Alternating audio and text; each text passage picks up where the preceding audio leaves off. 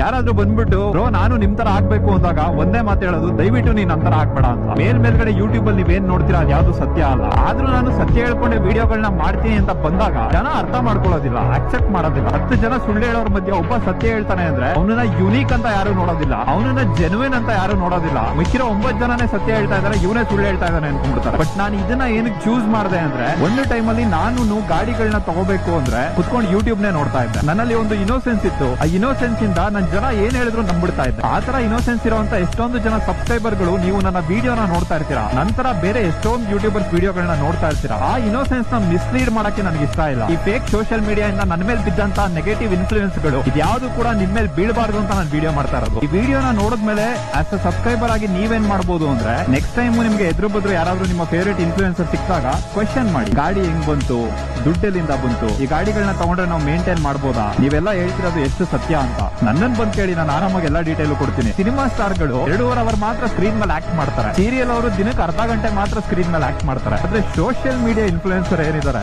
ಜೀವನ ಪೂರ್ತಿ ಆಕ್ಟ್ ಮಾಡ್ತಾನೆ ಇರ್ಬೇಕು.